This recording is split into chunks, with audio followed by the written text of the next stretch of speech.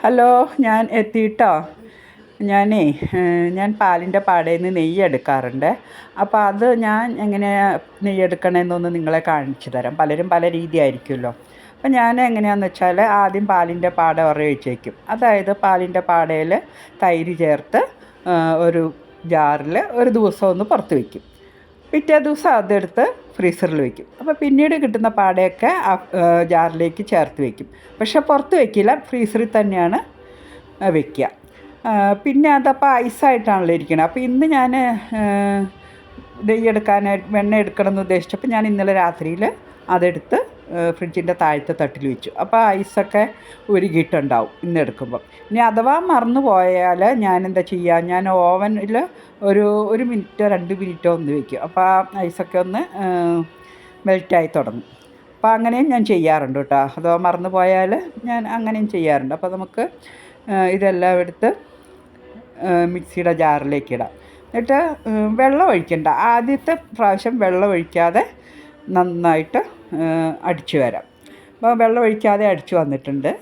ഇനി നമുക്ക് വെള്ളം ഒഴിച്ചൊഴിച്ച് അടിച്ചു കൊടുക്കണം കേട്ടോ. വെള്ളം ഒരു പ്രാവശ്യം ഒഴിച്ചാൽ പോരാ, നമ്മൾ വെണ്ണ ഇങ്ങനെ ഉരുണ്ട് വരുന്ന വരെ വെള്ളം ഒഴിച്ചു കൊടുക്കണം. ഇത് ഞാൻ ഫ്രിഡ്ജിലെ വെള്ളം ആണ് കേട്ടോ. ഇത് ഞാൻ നമ്മൾ പാട ഒഴിച്ചില്ലേ, ആ കുപ്പിയിൽ ഒഴിച്ചതാണ്. അതാണ് ആ കളറ് കേട്ടോ. അത് മോരൊന്നുമല്ല, വെള്ളം തന്നെയാണ് കേട്ടോ. ആ കുപ്പിയിൽ ഒഴിച്ചതാണ്.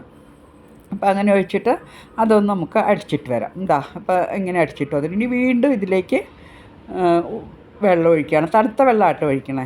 ഇപ്പോൾ എന്ത് എളുപ്പമല്ലേ നമുക്ക് വെണ്ണയൊക്കെ കിട്ടാൻ.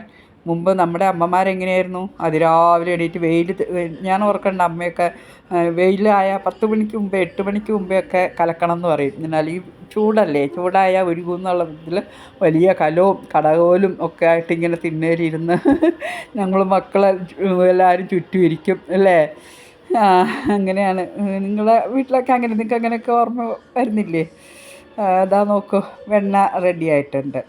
ഇനി ഞാൻ ഈ വെണ്ണ ഉരുക്കും, ഇന്ന് തന്നെ ഉരുക്കും കേട്ടോ. ഇപ്പം തന്നെ ഉരുക്കും. ഞാനത് വെണ്ണയായിട്ട് ഞാൻ എടുത്ത് വെക്കില്ല. അതുകൊണ്ട് ഞാൻ അതാ പാത്രത്തിൽ ഉരുക്കാനുള്ള പാത്രത്തിലേക്ക് നേരിട്ട് വെക്കുക കേട്ടോ. ഈ വെണ്ണയുടെ നെയ്യിൻ്റെയും കാര്യം പറഞ്ഞപ്പോഴാണ്, എൻ്റെയൊക്കെ വീട്ടിൽ ഞങ്ങളൊക്കെ പ്രഗ്നൻ്റാന്ന് അറിഞ്ഞ ഉടനെ ആദ്യത്തെ മാസങ്ങളിൽ നെയ്യ് കൂട്ടി ചോറ് ഉണ്ണണേ. ഉച്ചയ്ക്ക് നെയ്യും പപ്പടവും കൂട്ടി ചോറുണ്ണാറുണ്ട് 2-3 മാസത്തേക്ക്. അതെന്താണാവോ, അതിന് വല്ല ശാസ്ത്രീയ വശം ഉണ്ടോ, അറിയോ ആർക്കെങ്കിലും? അതുപോലെ മക്കൾക്ക്, നമ്മുടെ കുട്ടികൾക്ക് ആദ്യമായിട്ട് ചോറ് കൊടുക്കുമല്ലോ. ചോറ് കൊടുത്തു കഴിഞ്ഞാൽ അവർക്ക് ചോറ് കൊടുത്ത് തുടങ്ങുന്ന സമയങ്ങളിലും ഇതേപോലെ നെയ്യോ അല്ലെങ്കിൽ വെണ്ണയോ പപ്പടവും കൂട്ടിയിട്ടാണ് കേട്ടോ ചോറ് കൊടുക്കുക. അത് എല്ലാ നാട്ടിലും അങ്ങനെയാണോ എനിക്കറിയില്ല. എൻ്റെ വീട്ടിലൊക്കെ എങ്ങനെയാണ്, ഞാനൊക്കെ ഇഷ്ടംപോലെ നെയ്യും പപ്പടവും കൂട്ടി ചോറ് കൊടുത്തിട്ടുണ്ട്. എൻ്റെ മക്കൾക്കും ഞാൻ അങ്ങനെ കൊടുത്തിട്ടുണ്ട്. അതാ നോക്ക്, നമ്മുടെ നെയ്യൊക്കെ ഉരുകിയിട്ടുണ്ട്. ഇനി ഈ പാകത്തിന് നമുക്ക് ഓഫ് ചെയ്യാം കേട്ടോ. എനിക്ക് ഓഫ് ചെയ്തില്ലെങ്കിൽ ഇത് കറുത്തു പോകും, കാരണം ഈ ചീനച്ചട്ടിക്ക് നല്ല ചൂടല്ലേ.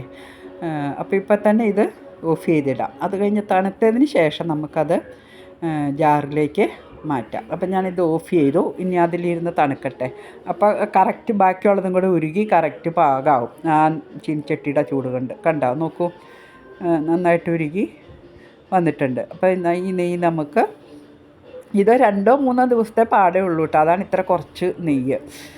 അപ്പോൾ ഇതിന് നമുക്കൊരു സ്ട്രെയിനറിലൂടെ അരിച്ച് ജാറിലേക്ക് ഒഴിക്കാം. അപ്പോൾ ഈ ജാറിൽ ഞാൻ നേരത്തെ നെയ്യ് ഇങ്ങനെ എടുത്ത് വെച്ചിരുന്നതാണ്. അപ്പോൾ അതിൽ ഇനി കുറച്ചും കൂടെ നിറഞ്ഞിട്ട് ബാക്കി വെക്കാമെന്ന് പറഞ്ഞാൽ അതിലേക്ക് നമ്മൾ നെയ്യ് ചേർത്തു. ഓക്കെ, അപ്പോൾ ഇങ്ങനെയാണ് കേട്ടോ ഞാൻ നെയ്യ് ഉണ്ടാക്കുന്നത്. നിങ്ങളെങ്ങനെയാണ്, നിങ്ങൾ ഉണ്ടാക്കുന്ന രീതി ഒന്ന് പറയുമോ? ഓക്കെ, അപ്പോൾ വേറൊരു വീഡിയോ ആയിട്ട് നമുക്ക് അടുത്ത ദിവസം കാണാം. അതുവരേക്കും ബായ്.